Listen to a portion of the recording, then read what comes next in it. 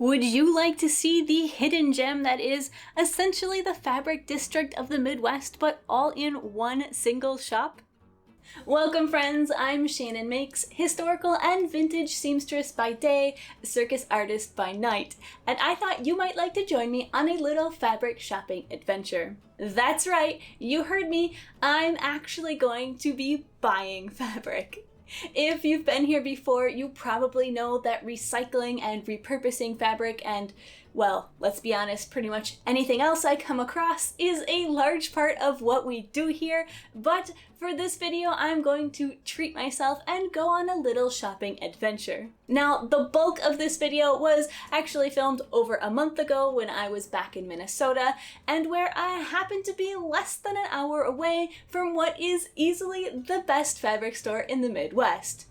In my opinion anyways. We'll see a bit later on that maybe not everyone shares that opinion, but more on that later. It's a fabric outlet located in a giant warehouse, and it is absolutely jam-packed with fabric and notions from wall to wall.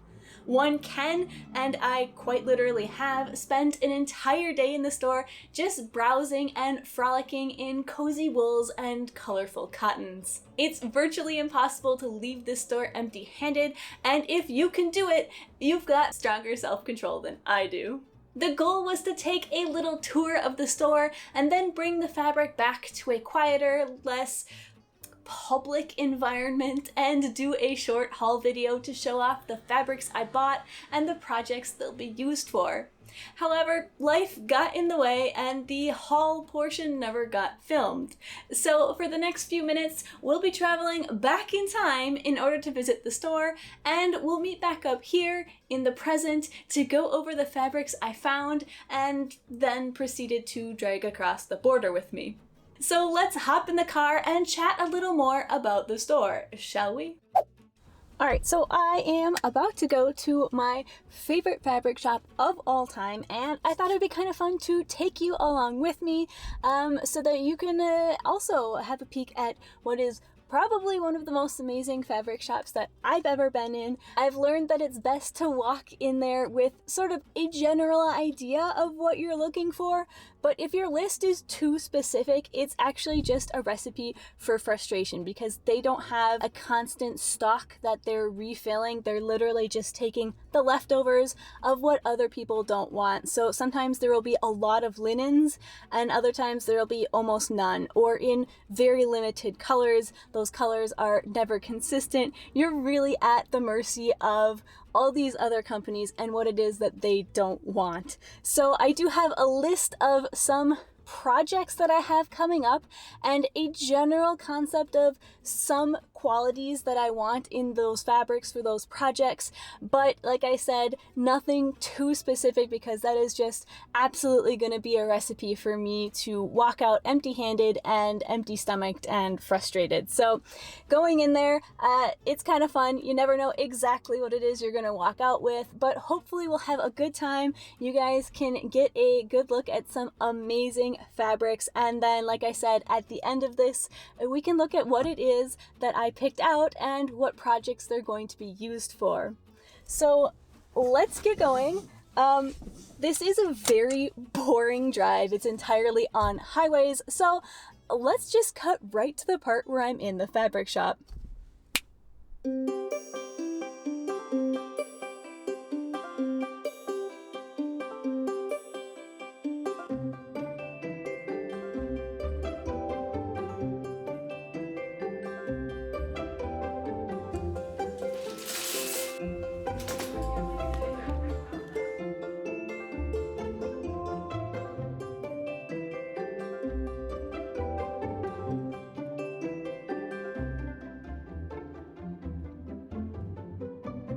So looking through this footage, I feel like the one thing I failed to capture on camera was the sheer immensity of this space.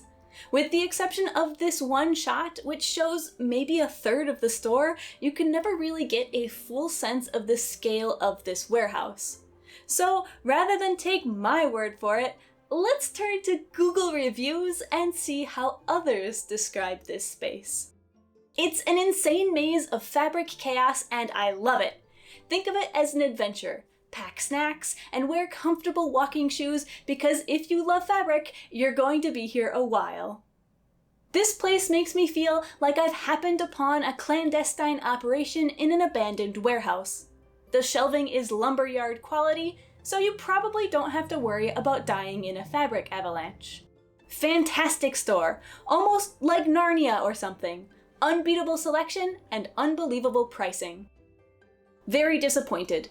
Disorganized, very little help. If you're looking for the New York Public Library of quilting cotton, look no further. More fabric than 500 grandmas. The selection of fabrics makes Joanns look like the fabric selection at a gas station. It's an embarrassment of riches for any sewists, with trims, elastic, beads, buttons, notions, everything. It is huge, with bolts and rolls stacked to the rafters. That is why I docked a star. You cannot reach everything. It's not bad, it's just frustrating at times. That's such a good idea, right? It's dirty and set up like a warehouse. On the other hand, you can find an enormous selection of fabric there. This store is amazing and full of great product. However, they need to better organize their pricing and categories for customers. So basically, if you go in expecting a pristine, sparkling white environment similar to, say, Joanns, you're gonna be disappointed. Or at least need some time to adjust your expectations. However, if you go in with the right mindset and don't mind foraging a bit for your materials, this can be an amazing store.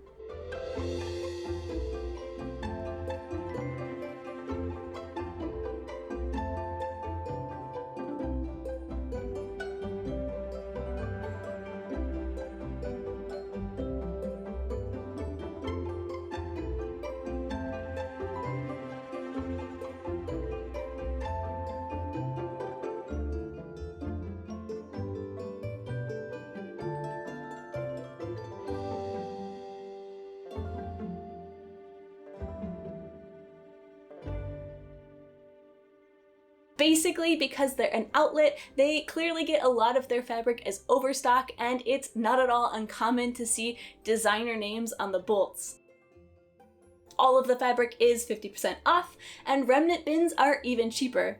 They have a magnificent selection of wool remnants that I always frequent, as well as several giant bins of scrap leather, some of which made its way onto my backpack when it got a bit of a glam up for last year's costume symposium. These fabulous wool remnants are right on the far end of their cutting tables, which brings me to the other part of this store that is quite unique and that people either love or hate, and that is the fact that if you're buying 5 yards or less, you cut your own fabric. There are, of course, some exceptions, mostly the bolts of silk and other fancy beaded or sequined fabric, and leather is not cut down by anyone, but generally, if you're buying a standard bolt of fabric, you can cut it yourself, and they have several large cutting tables, as well as tons of scissors, rulers, pens, and stickers, all for labeling your yardage once you've finished. They operate on the honor system, and they do reserve the right to remeasure your yardage if they want, but it's never happened to me, and I've shopped there for over a decade now.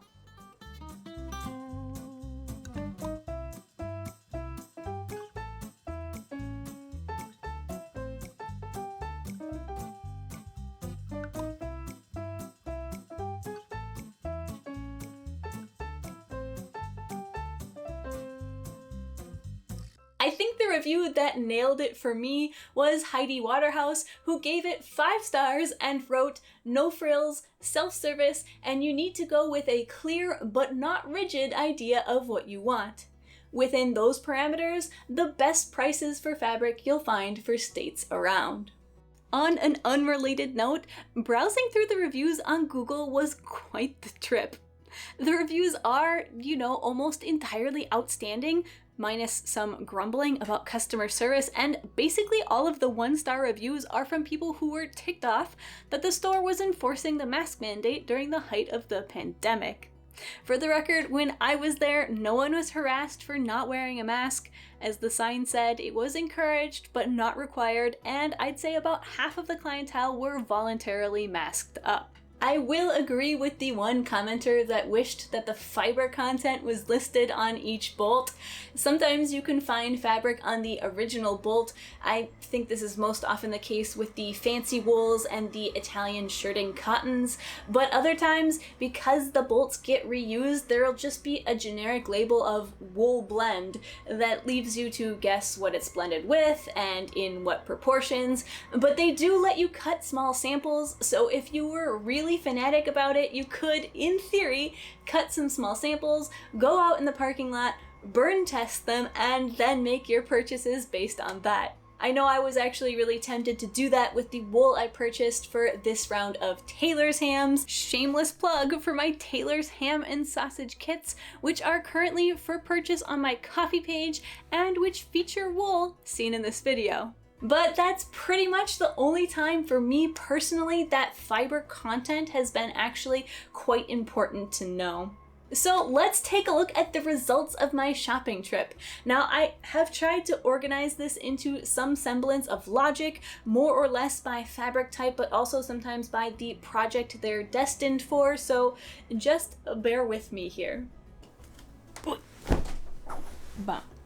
Alright, so let's take a look at what we have. First up, we have rather nondescript looking fabrics, but surprisingly hard to find because I was a bit finicky about exactly the characteristics that these fabrics had, and that is because they are for Phil and I for our on-stage pants. They have rather stringent requirements in order to withstand all the things that we make them do, and this is not a video for the YouTubes. This was a real-life semi-quasi make in state of emergency because they need to be used on Italian TV in a week sort of moment. So not filmed. At some point they might pop up on the channel, you never know, but there they are. The rest gets more fun, I promise. Starting with these gorgeous little quilting cottons, we have some mushrooms, some forest owls that are absolutely adorable, and then some cute little mushrooms as well. This is the only fabric of this whole haul that I bought that I don't have a specific use for. Generally speaking, I only buy fabric if I have a very specific plan for it, but I do allow myself some small exceptions, especially in the quilting cottons because they're so adorable. And in fact, for these, I actually do kind of know what I'm going to use them for, and that is probably for lining. I have a lot of little baskets around here that are wire or osier, wicker baskets, which kind of just need a little lining before I can store things in them. That is probably what those are going to be made for. Next up, we have some green canvas and some lovely lilac rayon, and both of these, I know they seem rather unrelated, but I assure you they do actually have something to do with each other, and that is that they are both going to be made into version 2.0 and version 3.0 of my Rosie the Riveter onesie. So as promised, I did want to redo that pattern, but in a variety of fabrics just to see how the pattern looks and drapes when different fabrics are used in it. So here we have the more classic, very, workplace rough, heavy fabric. It's a canvas, a cotton canvas. And then over here I have a very unusual choice. It's very lightweight and drapey, not just in color, but in also actual texture. So this is going to be more of a casual lounging around the house style onesie, and I'm quite excited to see how the pattern makes up when it has these different fabrics applied to it. Then we have some more cottons. This is just some very classic first shirting cotton and then a cotton voile. These will be made into shirtwaists. Probably not filmed. We have the white with these gorgeous little gray stripes, and then we have this lovely lightweight gauzy cotton voile in a gorgeous autumn color. I really do hope I can get this made up in time to wear it for the season. It occurs to me now that the light weight of the fabric does not necessarily go with the season in which I intended to wear it, but I don't care, it's gonna be cute. Then wrapping up the cotton portion of this haul is a rather boring looking black cotton, but I assure you, the garment that it will be made out of will be nothing but boring. Because it is for my Dread Pirate Roberts but make it 1890s cosplay. I am super excited about this.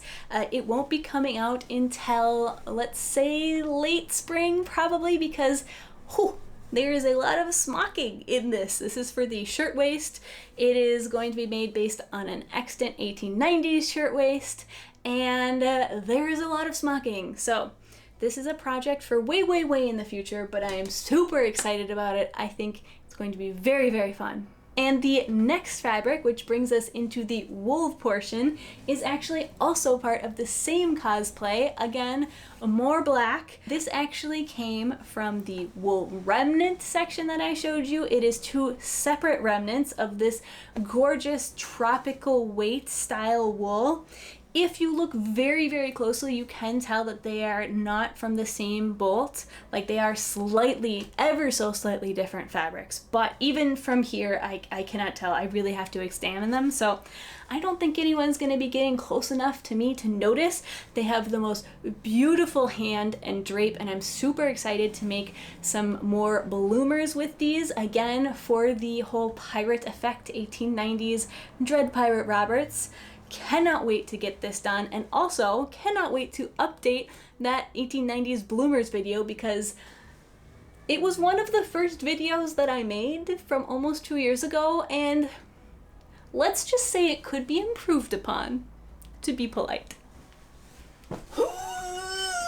Next up, we have some gorgeous autumn colored plaid. This is again another wool that I found, originally purchased to make the back half of my Taylor's ham from my Taylor's ham and sausage kits, but then I went back and bought some more actually, because I just absolutely love the color combination, and the weight is going to be perfect for an Eisenhower jacket, and I have been wanting to make an Eisenhower jacket for a long time.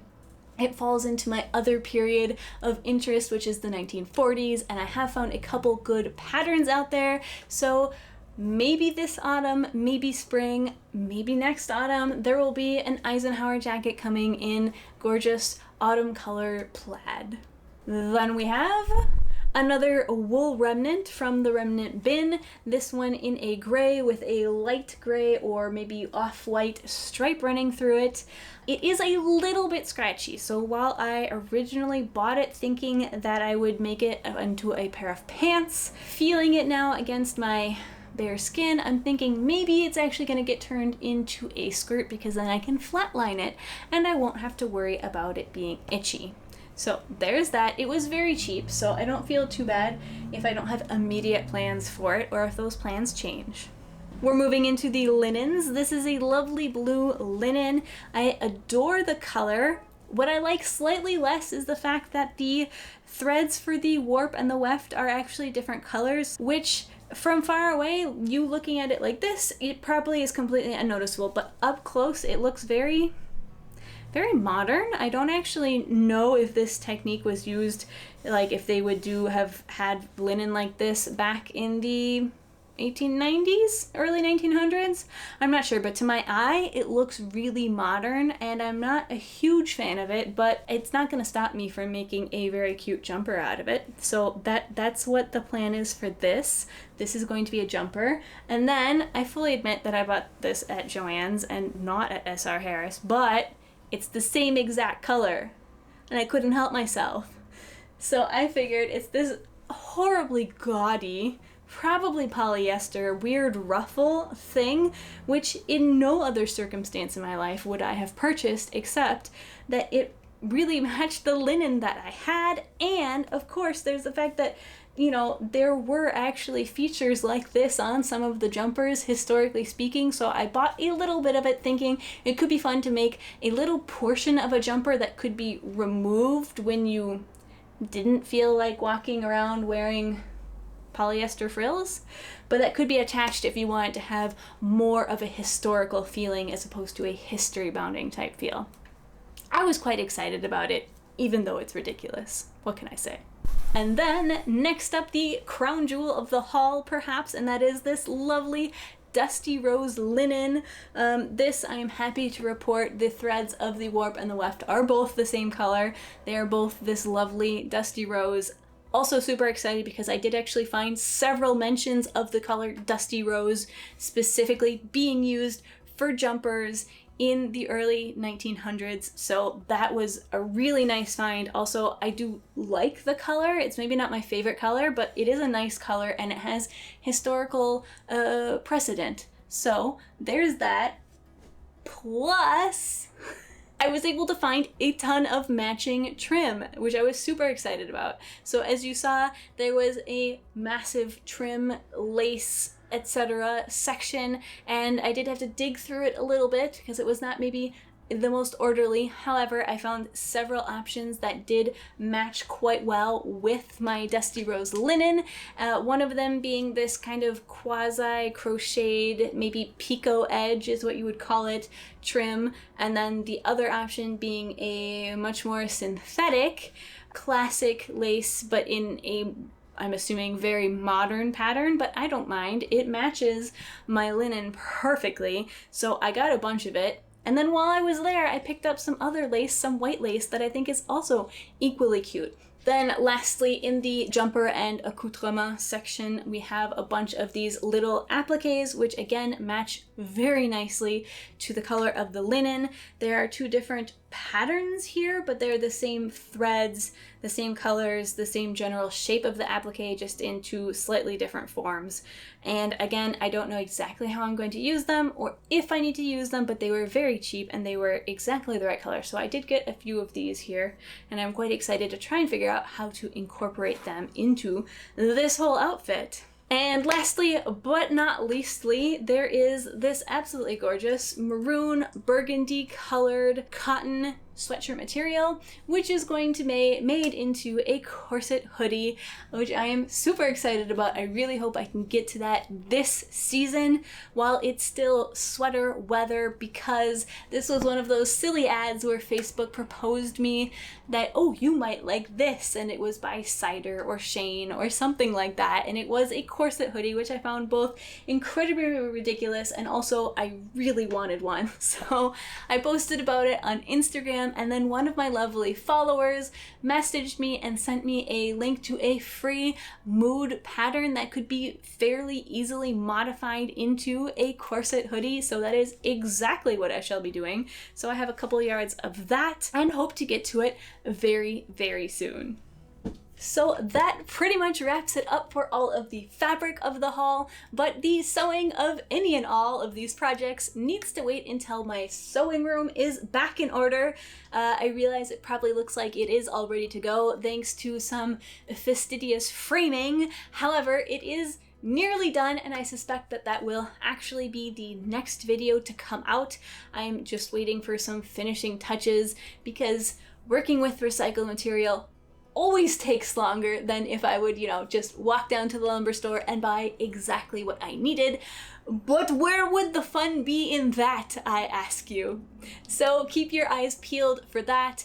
Monthly coffee subscribers have already gotten some sneak peeks, both at the state of the room as well as some of the more amusing curbside finds I've come across in the process. So if that is you, if you are a monthly supporter, go check out my vlogs. Subscribe if you want to be sure that you catch all of these garments as they get made. And if you haven't seen my video on the history of the Edwardian jumper dress and you're keen to have some fun breaking down the specifics of the garment and how it changes from year to year, it's